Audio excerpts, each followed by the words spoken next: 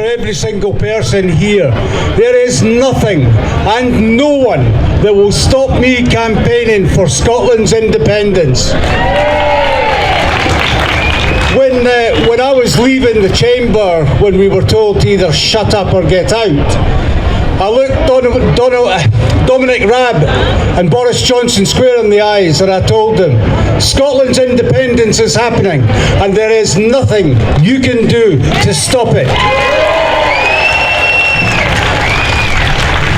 And now we've got Liz Truss, who has made her contempt for Scotland and our democracy very, very clear in the absolute shambles of their leadership contest, and that has only gotten worse since she assumed the role of Prime Minister. Now, this is somebody who has single-handedly made the corrupt, dishonest Boris Johnson look like a safe pair of hands. In her conference speech, she mentioned growth 3 times. Well, I've got something to say about her growth. What we've seen a growth of is poverty, inequality, and excess deaths because of Tory party policies over the last 12 years, and it's got to stop. She used another word 3 times in that speech, and on that I agree with her. Her policies are wrong, wrong, wrong. The independence movement brings so many people together, and we have shared a policy platform over the last 10 years that involves rational, sensible discussion and debate, where the common good of the people is the key objective. And we expect our parliamentarians in Westminster to get the Tory party and the Labour Party to understand those aspirations. But that's impossible because they don't share those aspirations. The priority of the Tory party is, as it's always been, greed. And nothing is more indicative of that than the huge number of billions of pounds that are secreted away in offshore accounts that the HMRC will not pursue, but they'll pursue ordinary people. They'll destroy their lives, but they will let the Tories continue to enact policies that keep pushing our money into the hands and the profits of large corporations and already financially wealthy people. It must stop. And those loopholes are no accident. That's our money that's been squirreled away on COVID contracts and many other schemes that the Tory party come up with.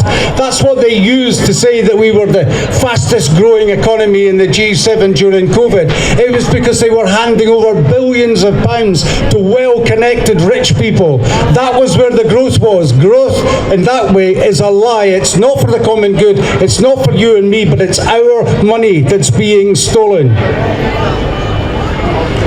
And we've got food banks. So in my constituency, my food bank,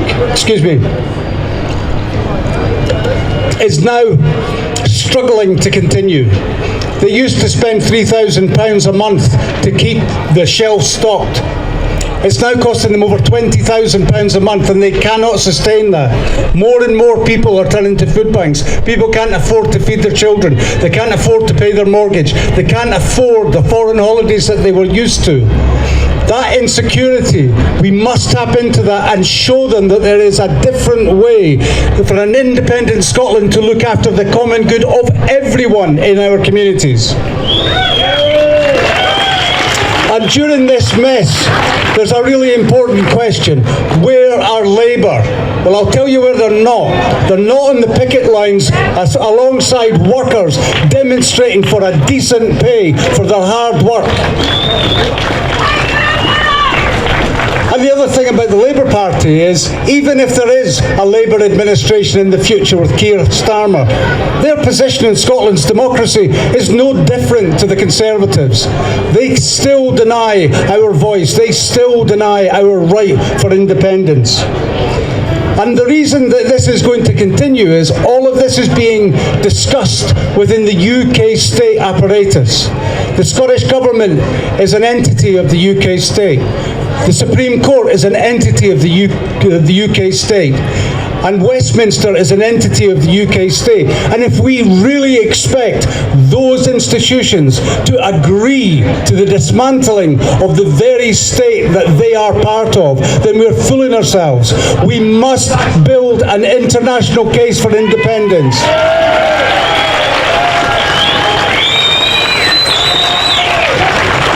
You cannot expect your jailer to hand you the keys and let you out. We must get our freedom justly from the international community.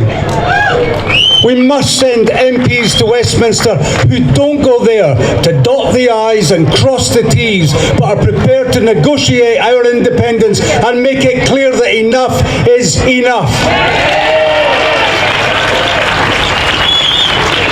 To do that, we must unite. We must be one movement. We must speak with one voice. And we must draw on the talents of everyone in the movement, from the SSRG and the research that they're doing on the Constitution, to Salvo and their research into the history. The history of our nation is always important, because we must be ready to act. If you look at examples where states were failing, like the UK state is failing now. So in Estonia, they were just about to be invaded by the USSR, and the USSR fell apart before their eyes, and they were ready to declare independence because they'd done the work to prepare for that. We need a prospectus for independence. We need it ready and ready to go as soon as we have the opportunity for it to happen. Listen, guys, it's brilliant to be here. I'm really grateful to have an opportunity to speak to you. To see you all here, to see the flags, to see the spirit of 2014 still alive. The dream is very much alive. Thanks very much.